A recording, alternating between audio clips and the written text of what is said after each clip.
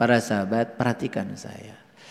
Setiap spektrum emosi yang terjadi pada diri kita itu sesungguhnya mengajarkan sesuatu kepada kita. Ya. Kemarin saya kedatangan tamu. Suami istri. Gitu. Begitu datang suaminya bilang, istri saya ya masih suka marah-marah. Bagus, saya bilang. Saya kan harus di titik tengah. Masa saya langsung terpengaruh sama dia, langsung ditunjuk-tunjuk itu istrinya. Enggak, saya bilang bagus. Gimana? Marah tuh rasanya. Gak enak ayah. Udah cukup. Masih mau marah-marah. Gak enak ayah. Udah cukup. Saya cuma menunjukkan bahwa marah itu bukan gak boleh. Boleh. Rasakan aja. Cok. Saya bilang lagi sama istrinya. Tadi ketika marah. Bercermin gak? Ya ayah. Jelek banget saya. Bagus. Jantung gimana jantung? Debar-debar ya. Bagus. Kepala gimana? Pusing ayah kalau udah marah. Bagus. Gimana? Masih mau marah? Gak enak marah tuh kan. Biarin aja. Nanti juga akan berhenti marahnya. Kan marah tuh gak enak. Itu kan marah tuh spektrum emosi. Setiap spektrum emosi mengajarkan pembelajaran. Saya tanya lagi. Kalau gak marah spektrum emosi bukan? Sama itu spektrum emosi. Enak gak kalau gak marah? Enak ayah, adem. Tuh kan adem. Apa yang salah orang marah? Gak ada yang salah. Itu mengajarkan pembelajaran. Yang tidak marah benar gitu. Semua spektrum emosi mengajarkan pembelajaran. Makanya berguru kepada saya, gak ada salah, gak ada benar. Udah nikmati aja. Temori ada yang datang ke sini ke saya. Ayah, saya udah lama gak ngaji sama ayah. Terus kemana aja kamu? Saya berjudi ayah. Bagus. Gimana? Judi pengalamannya gimana? Saya suruh ngobrol aja. Bangkrut ayah, saya gak punya apa-apa. Nah, masih pengen judi lagi. Gak mau ayah. Nafsu katanya. Menangnya dikit, pengennya masangnya banyak lagi. Nah gitu kan. Kalau gak ngalamin kan repot. Jadi sebetulnya apa yang salah? Biarkan saja. Setiap pilihan kan mengajarkan pembelajaran. Jadi oleh itu bagi saya gak ada bagi saya salah benar. Biarin aja. Semua kebenaran kok. Awas hati-hati nih nangkap pelajaran saya. Maksudnya penilaian kita jangan terjebak salah benar. Kalau misalnya dengar orang lain, dia masuk penjara gara-gara mencuri, ya nggak apa-apa. Apa yang kalian katakan? Salah? Di situ ada spektrum pembelajaran dari semesta. Nanti juga masuk penjara, digubukin polisi, di dalam juga tidak bebas. Dia akan merenung, akibat dari kejahatan saya mengalami situasi yang semacam ini. Pelajaran bukan? Apa yang salah? Gitu. Nah, jadi saya bukan menghalalkan mencuri. Gitu. Tapi kalian jangan buru-buru menilai salah pada orang yang dianggap salah oleh kalian. Karena salah benar itu penilaian, bukan kebenaran.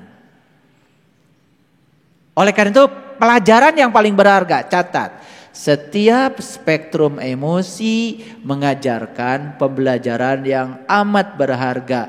Kalau itu dijadikan sebagai pelajaran.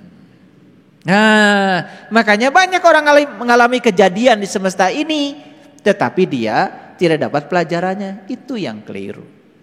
Itu yang merugikan waktu. Jadi oleh karena itu, para sahabat, ya, puncaknya perjalanan spiritual itu sebetulnya adalah kemampuan kita mengambil pelajaran hidup dari setiap peristiwa kehidupan. Itu. Jadi semua itu sebetulnya mengajarkan begitu luar biasa banyak hal. Ya. Nah, dari semua itu supaya kita tetap sadar, maka belajar fokus ke sini, di sini, saat ini, sekarang. Itu kuncinya. Baik. Sekarang kita lanjutkan dulu. Ayat yang ke-115 mengerti? Nah, sekarang saya mau nanya untuk para sahabat semua. Apa yang saya sampaikan tadi itu terukur enggak? Terukur? Bisa dibuktikan enggak? Bisa. Nyata enggak? Nyata. Itu pelajaran itu harus nyata. Itu yang disebut dengan nadirum mubin. Jadi jangan mau diajarkan yang tidak nyata. Paham ya? Oke, baik. Kita lihat ayat 116. Ya. Mereka berkata, sungguh jika kamu tidak mau berhenti, hai Nuh, qalu la ilam tantahi ya Nuh. Itu. Nah ini nih si pengikutnya Nuh yang kontra sama Nuh. Sungguh jika kamu tidak mau berhenti, hai Nuh, la ilam tantahi ya Nuh, la takunanna minal mujrimin. Mujrimin itu orang-orang yang dirajam. Maka kamu akan termasuk orang yang dirajam. Apa sih pesan ayat ini? Pesannya sederhana para sahabat. Kalau kita menanam cengek, pasti rumput jadi. Tuh. Laras, Pak Haji. Pak Haji Asep. Kalau tanya ini harus sama Pak Haji. Kalau nanam singkong, rumput pasti jadi. Tapi nanam rumput, singkong tengiringan. Gitu. Jadi Nuh ini akan selalu dapat tantangan. Karena tadi kan dibilang orang beriman itu 1% qalil. Nah sudah gitu sulatu minal awalin wa qalilu minal akhirin. Awalnya ya banyak tapi akhirnya tinggal qalil lagi. Qalilu minal akhirin 1% lagi. Ini yang iman beneran loh, bukan yang aku beriman. Makanya kan di Quran tuh ada kata-kata bagus tuh. Surat Al-Ankabut. Jangan sekali-kali kamu mengatakan kamu beriman sebelum aku mengujinya. Kan gitu. Artinya untuk menyatakan keimanan seseorang itu ada saringannya loh. Ada filternya. Ada fit and proper testnya. Gitu. Nah, siapa yang mengadakan ujian itu? Ya tentu saja semesta ini akan menyeleksi kadar keimanan kita. Ya. Nah, jadi kata-kata dirajam di sini itu ingat bahwa sebetulnya kita ini kalau ingin jadi orang yang beriman, perlu enggak yang tidak beriman? Nah, apa yang salah dengan yang tidak beriman? Kan perlu. Makanya Allah bilang di Quran, sekiranya aku mau jadikan semua manusia beriman, itu sangat mudah bagiku. Tapi kalau semuanya beriman kan kita jadi susah. Gimana ngukur iman kita kalau nggak ada yang beriman?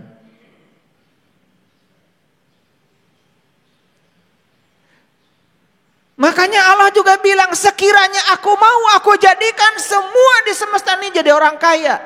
Susah nggak? Benghar segala boga, macul sorangan. Ngadu sorangan. Ngelas sorangan. Naikkan kenteng sorangan. So, susah enggak?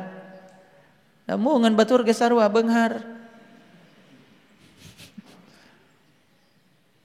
Makanya jangan sok-sokan belajar itu. Wah, supaya di seluruh semesta ini, saya mau bikin pesantren supaya seluruh semesta ini beriman. Itu sudah melanggar Allah. Allah aja bilang, sekiranya aku jadikan orang beriman semuanya, sesuatu yang mudah bagiku. Tapi Allah melakukannya. Iya, mau pimpinan pondok pesantren mau bikin semua orang beriman, melanggar. Betul nggak? Da cek si eta mah cenah nu teu iman teh awon penilaian itu mah. Keun we itu menafsi-nafsi perjalanan masing-masing. Betul nggak? Bukankah kita perlu kehadiran mereka? Ngartos henteu? Gitu. Kalau semua orang baik, kumaha ngukurna? Katinggalina alus teh lamun panggih jeung nu goreng. Jadi yang tidak baik menurut penilaian kita perlu ada. Ya sudah, terima saja hidup apa adanya. Terima saja hidup tadi enak gitu. Hidup itu penuh dengan kegembiraan.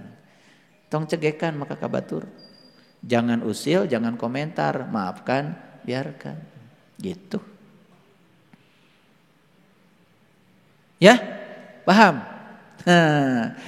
Lanjut dulu. Ya. Nuh berkata, apa kata Nuh? Qala Robbi inna qaumi kadzabun. Tuhan, sungguh kaumku telah mendustakan aku.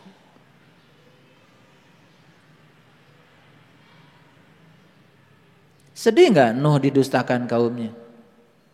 Sedih nggak kira-kira? Masa Nuh masih sedih? Nggak sadar kalau gitu. Emang Nuh kalian? Sekelas Nuh utusan Allah yang sudah mencapai kesadaran didustakan kaumnya, iya biasa aja. Karena Nuh itu sudah tahu. Sudah tahu kalau harus ada yang mendustakan. Dibutuhkan gak sama Nuh? Apa yang salah?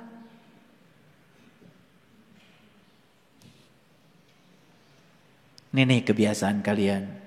Begitu yang kalian tidak suka langsung diperangi. Padahal kehadirannya kan dibutuhkan. Betul nggak? Coba perhatikan saya. Jadi apapun di semesta ini tidak ada yang sia-sia. Kesia-siaan itu karena kita tidak mampu menggunakannya, memanfaatkannya. Betul? Iya. Awas jangan manggut-manggut tapi nggak ngerti. Nah, kemudian di ayat ini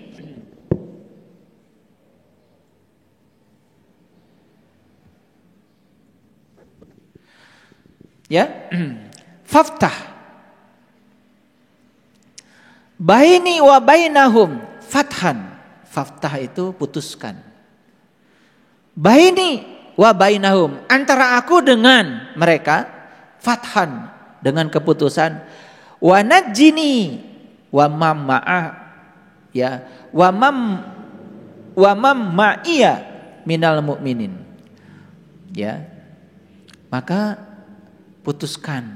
Ada satu keputusan yang nyata, yang jelas, yang tegas antara aku dan mereka, dan selamatkanlah aku dan orang-orang yang mukmin bersamaku. Jadi Nuh itu meminta kepada Allah, faftah, putuskan.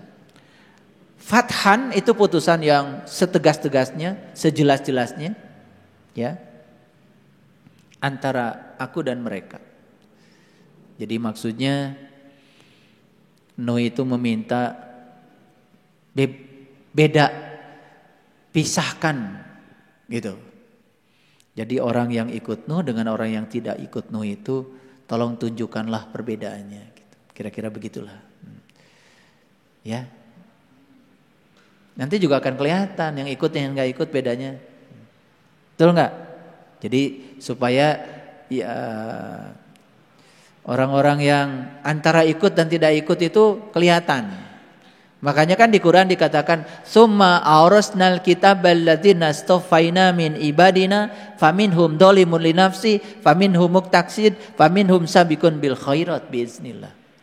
Kemudian aku wariskan kitab ini kepada abdi-abdi yang terpilih di antara abdi-abdi kami. Kitab ini, awas, kitab bimubin, kitab bimunir, kitab yang bercahaya ini aku wariskan pada abdi-abdi yang terpilih. Jadi yang dapat kitab itu adalah abdi-abdi yang terpilih. Tapi Allah bilang, di antara abdi-abdi yang mewarisi kitab ini terbagi menjadi 3. 1, dolimun li nafsi, kembali menggelapkan dirinya sendiri, mundur ke belakang. Yang kedua, al-muqtasid, setengah-setengah. Yang ketiga, sabikun bil khairat biidnillah, orang-orang yang sungguh-sungguh. Ya terserah kalian mau masuk yang mana. Mau masuk yang kembali ke belakang, salah? Tidak salah, itu kan pilihan. Mau yang setengah-setengah, seperti yang ikut padahal enggak, seperti yang enggak padahal ikut, seperti ngaji padahal tidak, seperti tidak padahal ngaji, seperti ikut kajian padahal tidak, seperti tidak padahal ikut kajian. Orang yang semacam ini ya setengah-setengah, bahasa Qur'annya al-muqtasid. Nah setengah-setengah ya jadinya juga setengah. Ya tak? Itu. Setengah ikhlas, setengah iman, setengah manusia, nu satengah deui naon tah. Paham ya? Oke, baik kita lihat ayat yang ke-119. Ini saya baca dulu semuanya. Nah, fa anjainahu wa mam ma'ahu fil fulki. Fulki itu kapal. Fi itu dalam, fil fulki di dalam kapal, al mashhun. Saya lihat tadi pagi Bunda Elin yang share ini ayat ini, ya. Fil fulkil mashhun. Maka kami selamatkan Nuh dan orang-orang yang besertanya di dalam kapal yang penuh muatan itu. Ya. Jadi yang diselamatkan bukan hanya Nuh, orang-orang beserta Nuh. Nah, ini tentang diselamatkan atau tidak diselamatkan. Ini saya mau cerita sedikit.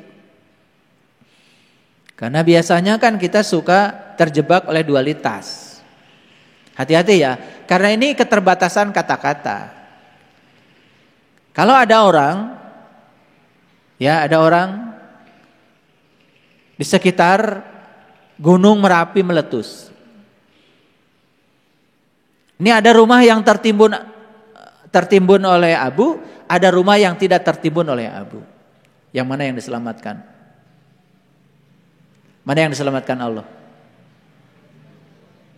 Ya? Ada yang tertimbun abu, rumahnya hancur. Ada yang tidak tertimbun abu, rumahnya enggak hancur. Mana yang diselamatkan Allah?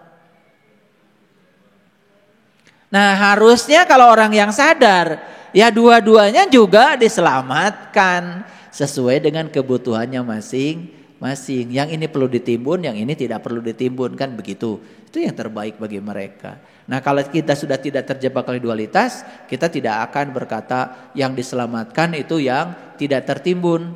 Yang tertimbun itu tidak diselamatkan oleh Allah gitu. Memangnya ada di situ ada ruang gitu, yang satu dikuasai Allah, yang tidak dikuasai Allah, ada gitu? Itu sudah mendua. Yang satu diselamatkan Allah karena Allah ada di situ, yang tadi diselamatkan tidak diselamatkan Allah karena Allah kebetulan di situ Allah sedang tidak hadir. Begitu?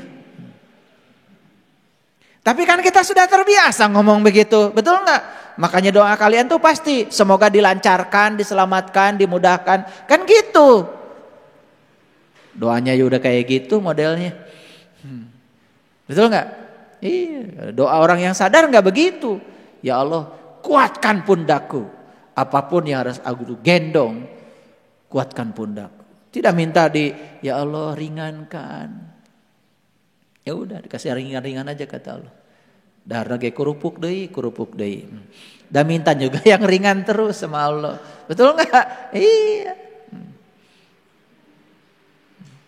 Kalau besi 1 kilo dengan kapas 1 kilo, ringan mana? Sama ya. Berarti kalian ngikuti pengajian dari tadi dengan saya ya. Baik, kita lanjutkan ya. Nah, di ayat 120. Nah, summa agrokna ba'dal baqin. Kemudian sesudah itu kami tenggelamkan orang-orang yang tinggal. Lihat saya semuanya. Jadi memang ada yang harus diperlakukan begini, itu diselamatkan. Ada yang harus diperlakukan begitu, itu juga diselamatkan. Jadi dua-duanya sebetulnya ditolong Allah. Yang tidak tenggelam ditolong Allah. Yang tenggelam ditolong Allah. Karena kebutuhan dia memang harus tenggelamkan. Perlu saya jelaskan? Masih belum mengerti juga. Ada orang yang harus sadar setelah dikasih berbagai macam kejadian yang membuat segalanya hancur lebur. Ada? Siapa? Ngacung we. Betul gak? Iya. Makanya di kelas-kelas spiritual seperti ini, maaf ya, jarang sekali ya orang yang hidupnya mulus-mulus. Semua yang ada di sini itu yang hidupnya mules-mules. Yang mulus-mulus gak ada di sini. Yang ada di sini pasti yang mules-mules. Ya, gitu. Jadi kalau gitu, milih mulus-mulus. Ya terima saja dua-duanya, itu yang terbaik. Lagi mulus saja, lagi mules saja. Justru mules itu yang menyebabkan kita menjadi sadar. Makanya tingkatan tertinggi manusia itu adalah melepaskan. Nah, kalau tidak melepaskan kayak tadi si H2O, masih ingat tadi? H2O tercengkram oleh unsur-unsur lain jadi minyak. Begitu jadi minyak berada di air tetapi tidak mau menyatu dengan air. Sama para sahabat, kita sekarang berada di tubuhnya Allah tetapi kita tidak bisa merasakan kehadirannya. Ilusi keterpisahan itulah yang disebut dengan neraka. Makanya orang yang berada dalam neraka itu terus aja mencari Allah. Padahal Allah sudah meliputi dirinya. Tapi dia tidak merasakan kehadirannya.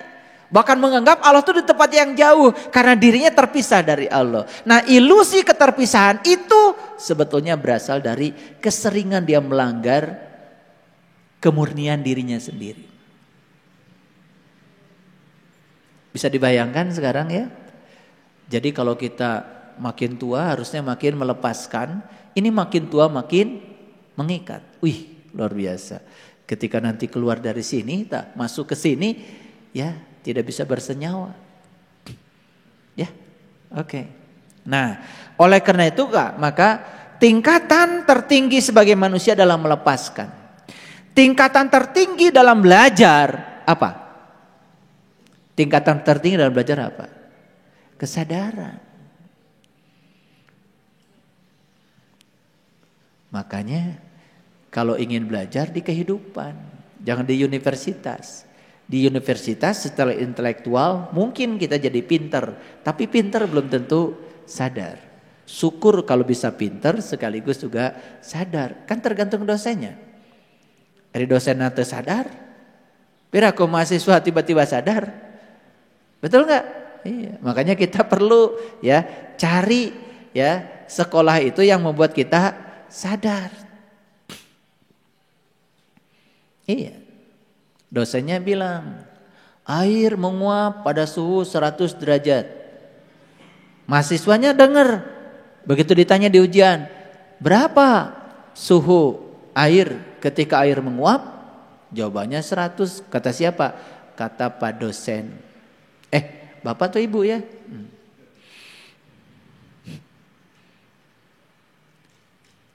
Padahal dia tuh tiap hari nyuci baju yang celana kolor.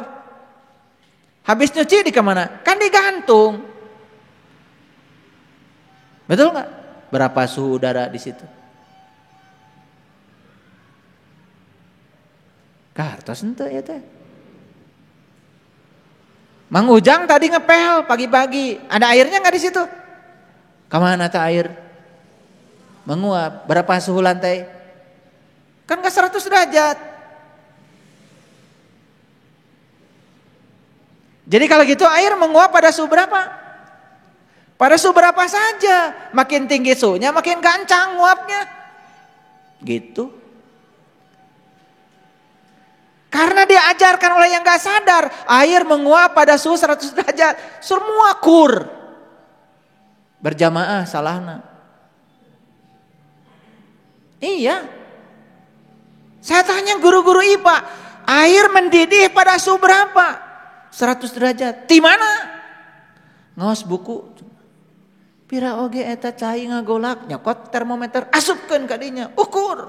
Benar 100. Di Amerika 100 derajat. Karena tekanan udara di Amerika 1 atmosfer. Di Bandung tekanan udara kurang dari 1 atmosfer.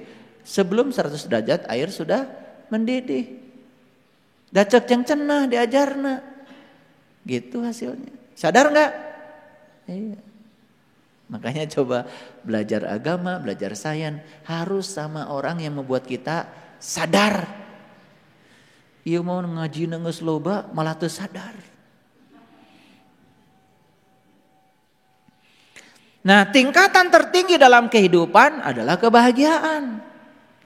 Bahagia di mana tadi? Di dalam. Kalau kita hidupnya sudah meditatif, merasakan kehadiran Dia setiap saat. Nah, tingkatan kita membina diri kita adalah meniti ke dalam diri, menemukan kekosongan. Makanya belajar meniti ke dalam diri itu persis seperti ngupas bawang. Bagian luar bawang kan warnanya kotor, betul? Apalagi yang bersentuhan dengan tanah. Kupas dulu yang kotornya, kupas dulu yang merahnya, kupas lagi yang merahnya, kupas lagi yang merahnya. Makin ke dalam makin putih warna bawang. Terus kupas. Sisanya hanya tinggal kekosongan. Yang tersisa cuma hangat-hangat air mata. Itulah spiritualitas. Menemukan yang tidak bisa ditemukan. Makanya ngaji dengan saya menemukan yang tidak bisa ditemukan. Jadi kalau buru-buru sudah mengatakan alhamdulillah saya sudah menemukan, bohong eta. Can kemana-mana. Berarti tidak mengerti pelajaran dari saya. Menemukan yang tidak bisa ditemukan. Itu namanya pencerahan. Sudah tercerahkan Bapak Ibu? Sudah. Kenapa? Saya sudah menemukan yang saya cari. Itu belum menemukan. Tapi kalau ada orang baru di BMK sama saya ngomong begitu, bagus. Tapi kalau sudah 2 tahun, kayaklah gagabah pisan. Kalau udah 2 tahun, udah disapi, siap-siap mau disapi. Kalau baru 2 bulan ngomong gitu sama saya langsung disalahkan, nanti bisa ngalengit. Makanya saya ngomong kepada orang yang berbeda, beda-beda, bukan peling-pelan. Nabi Muhammad ditanya oleh Ibnu Abbas, "Ya Rasulullah, ketika engkau Isra Mi'raj, apakah engkau bertemu Tuhan?" Yes. Nabi Muhammad mengatakan, "Aku bertemu dengan Tuhan." Tapi ketika Muhammad ditanya oleh Siti Aisyah yang umurnya belasan tahun, "Ya Rasulullah, ketika engkau Isra Mi'raj, bertemu Tuhan?" Nabi Muhammad mengatakan, "Tidak." Mau bilang Nabi Muhammad pelan? Nah, kalau kita belajarnya nggak jelas, bilang pelan. Masa sekelas Nabi Muhammad pelan? Nabi Muhammad itu bijaksana. Kapan menjawab apa pada siapa? Iya. Makanya kalau kalian datang ke rumah, ngobrol dengan saya, habis ngobrol dengan saya, jangan diobrolkan sama yang lain. Nanti yang lain datang ke rumah ngobrolnya lain lagi. Bingung kan belajar dengan saya? Karena saya kadang-kadang kepada si A ngomongnya harus begini, karena tahapannya masih di sini. Pada si B ngomongnya begini, tahapannya sudah di situ. Makanya kalau ketemu saya, habis ketemu saya, jangan, "Nah, tadi saya udah ketemu ayah guru. Oh ternyata begini. Waktu itu ayah guru ngomong ke saya nggak begitu. Kalian bisa berdebat. Mau ketemu saya bingung nanti, betul nggak? Sudah yang saya omongkan pada kalian, terima buat diri kalian sendiri. Jangan dibandingkan. Gitu belajar spiritual. Pengen sama aja, emang belajar ilmu syariat. Spiritual beda, individual. Paham? Itu ya. Nah, tingkatan tertinggi ya dari ya kehidupan manusia itu sebetulnya adalah kebahagiaan. Di dalam kebahagiaan, disitulah ada yang namanya ketenangan. Jadi kalau kita sudah tenang, luar biasa.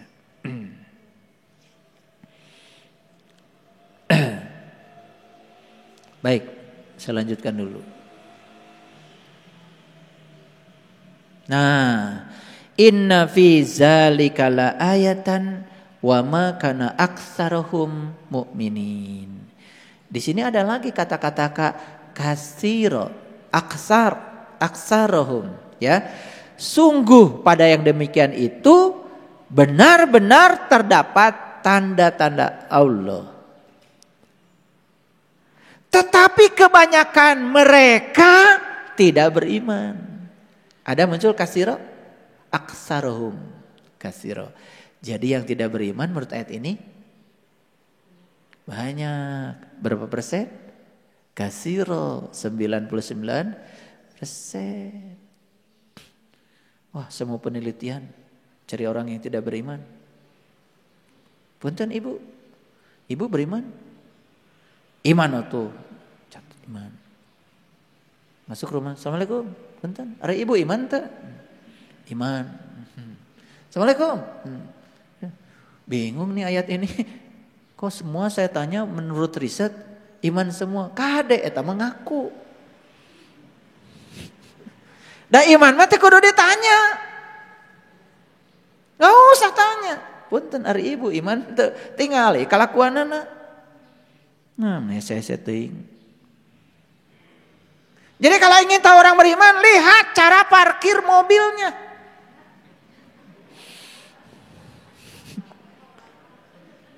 Makanya saya suka perhatikan itu parkir mobil tuh. Ya iman tuh. Kalau dia parkir mobil, nih ya di kompleks, jalan ngan hiji-hijina, garasi teu boga, parkir mobil di pinggir jalan. Batur rek ngaliwat hese, teu iman. Gak usah survei, bawa kuesioner. Gak usah. Eta si eta mah bisa sare tibra. Mobilnya ngahalangan batur. Batur rek ngaliwat teu bisa. Ada gitu hadisnya? Tah ya hadisnya. Jangan tanya hadis. Hadisnya tidak begitu, nggak ada hadisnya. Jika memarkir mobil di pinggir jalan, sementara jalannya sempit dan dia tidur nyenyak, tidak beriman. Oh, harita macan aya mobil. Kade. Makanya pintar saeutik we pintar teh tong loba teuing. Hadisnya enggak begitu. Hadisnya mah begini, jika kamu berjalan mendapati ranting yang membahayakan orang lain dan tidak kamu singkirkan, kamu tidak beriman. Iya, malain ranting mobil. Ranting saja tidak beriman, kamu atau mobil, tidak usah survei. Tanya, mohon maaf Bapak Ibu, beriman tidak? Sholat tahajudnya berapa rakaat? Nggak usah, kejauhan. Atau mohon maaf, apakah di mobilnya ada tulisan Bismillah? Nggak usah. Tinggal parkir. Nah, kalau pergi ke Arab, lihat orang yang beriman di sana. Kontu parkir. Apa? Antri itu. Beli nasi kebuli itu. Gitu. Kita lagi antri, tiba-tiba masuk. Gak beriman. Pira aku di Arab teh iman. Kajen. Tidak berperasaan pada orang lain, batur wae ngantri, manehanana yang pahala-pahala. Da ciri orang beriman mah kata Quran, sabar. Berarti enggak sabar kan?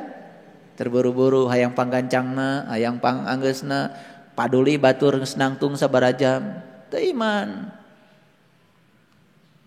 Kumaha Bapak abdi ninggal eta kamari nuju antri. Da meni solehah. Sebentar, kamu ngukur solehahnya dari mana? Wih, syar'i. Tapi lagi antri, dia duluan, nggak soleh. Salah tuh eta mah. Itu era aku baju. Ngerti maksud saya? Nah itu, makanya di ayatnya dikatakan wa ma kana aktsarahum mu'minin. Gitu. Dan kebanyakan mereka itu tidak beriman, kata Allah.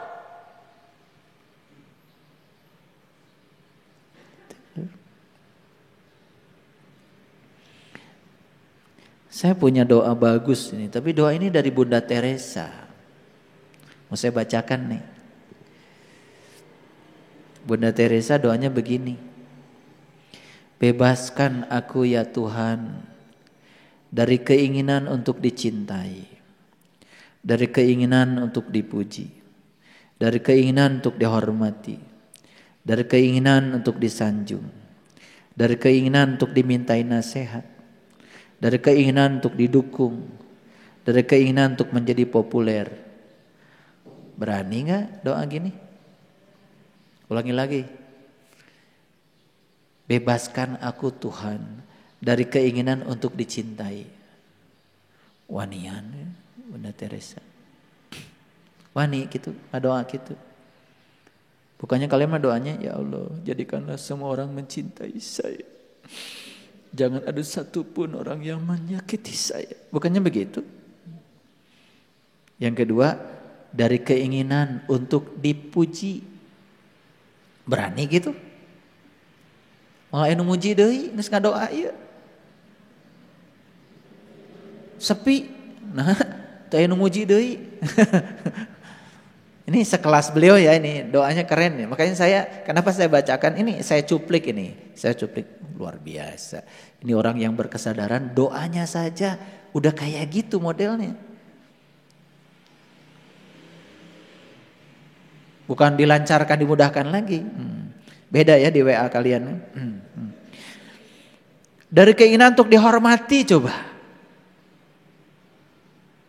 Berarti kalau minta dibebaskan dari keinginan untuk dihormati, sudah tidak punya keinginan di sini untuk dihormati.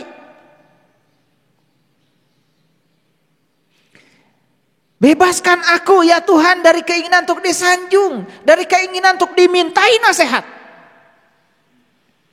dari keinginan untuk didukung. Tiap 5 tahun sekali doa apa yang didukung kalian bagi-bagi sembako. Dari keinginan untuk menjadi populer coba. Udah gak punya lagi. Ini kesadaran murni nih, kesadaran murni. Yang kayak gini kesadaran sudah tidak mungkin kadang sadar kadang tidak, gak mungkin. Yang model kayak gini sudah tidak mungkin kadang iman kadang tidak, nambah kurang, gak mungkin. Ketimbangan. Ini kelasnya nih udah keren. Bunda Teresa, saya sangat kagum sama beliau, luar biasa. Nah ini doanya penggalan yang kedua nih, lebih mengerikan lagi. Bebaskan aku Tuhan dari ketakutan untuk dihina. Wanian, gak takut dihina lagi. Bebaskan aku Tuhan dari ketakutan untuk direndahkan. Tersiun direndahkan. Bebaskan aku Tuhan dari ketakutan untuk dicemooh. Bebaskan Tuhan dari ketakutan untuk difitnah. Berarti wanian kan? Bebaskan dari ketakutan untuk dilupakan. Ieu kadukun. Bilih caroge abdi hilap ka abdi. Gusti pamitiasa mah keun we nu sejen hilap ka abdi. Aduh bojo abdi mah ulah sampai hilap ka abdi Gusti. Bunda Teresa doanya minta dibebaskan dari ketakutan untuk dilupakan. Coba. Kalian makan hayang atau diingat we terus. Mugi-mugi upami panen ayah Asep sing emot ka abdi.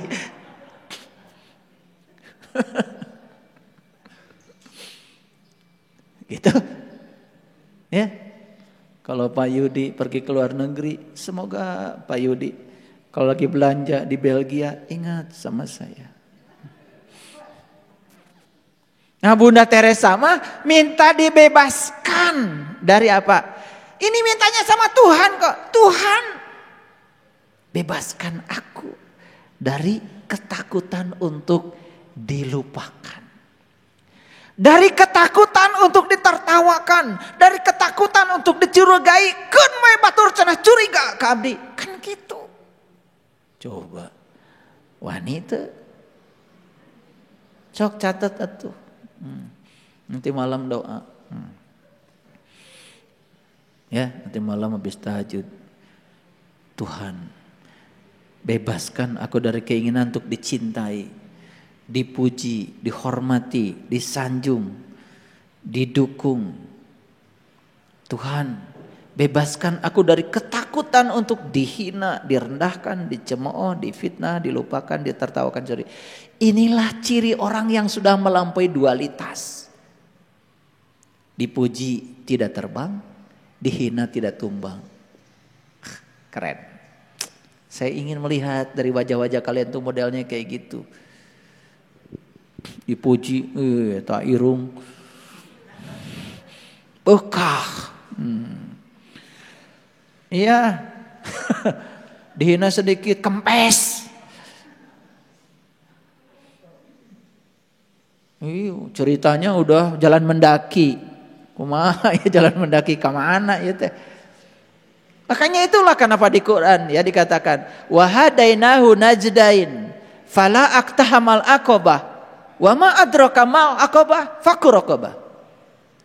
Kenapa Allah mengatakan aku sudah menunjukkan dua jalan tapi tidak boleh kau pilih salah satu. Itulah dualitas. Coba jalan mendaki. Bebaskan kamu dari dualitas. Keren. Memang para sahabat, untuk mencapai kesadaran ini perjuangannya tidak mudah. Tetapi tidak sulit kalau mau. Nah, kenapa saya mengatakan tidak mudah? Karena kita bertahun-tahun dari kecil diajarkan untuk terjebak pada salah satunya. Betul? Iya, masih ingat dulu waktu sekolah menjawab pertanyaan apa? Benar salah. Emot kene. Iya.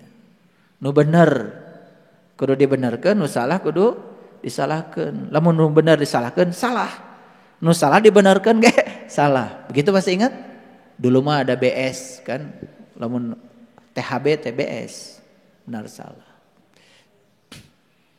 Tapi gak apa-apa karena di sekolah itu memang begitu. Karena pikiran itu untuk memahami harus benar salah. Di sekolah SD, SMP, SMA, di universitas begitu adanya.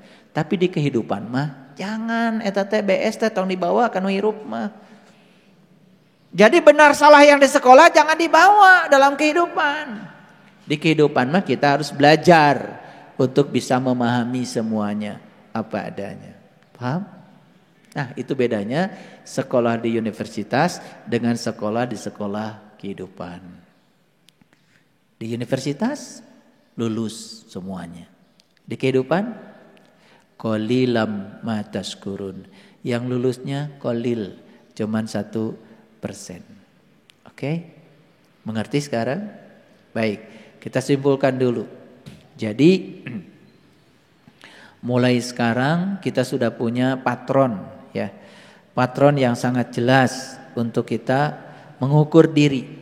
Ya, mengukur diri. Jadi kalau kita masih suka menyesali keadaan, kita masih mudah tersinggung dengan hal-hal yang sepele, masih suka memperdebatkan sesuatu yang jelas tidak bisa diubah, masih suka khawatir dengan hari esok, masih iri hatian, ya, masih hidup dengan pembanding, itu masih ada yang perlu diperbaiki pada diri kita. Itu tanda bahwa iman belum betul-betul menjadi watak kita. Ya, itu. Jadi oleh karena itu untuk putra-putra saya semuanya, saya tidak mau ya kalian itu sekedar mengaku sebagai siapa tetapi tidak punya ciri yang diaku. Jadi kalau mengaku itu harus berani ya untuk bisa membuktikan ya identitas diri kita. Itu yang bisa saya sampaikan hari ini. Semoga apa yang saya sampaikan bukan sekedar didengar, tetapi diikuti dan kita praktekkan dalam hidup. Semoga setelah ini hidup kita menjadi jauh lebih meditatif lagi. Terima kasih. Assalamualaikum warahmatullahi wabarakatuh.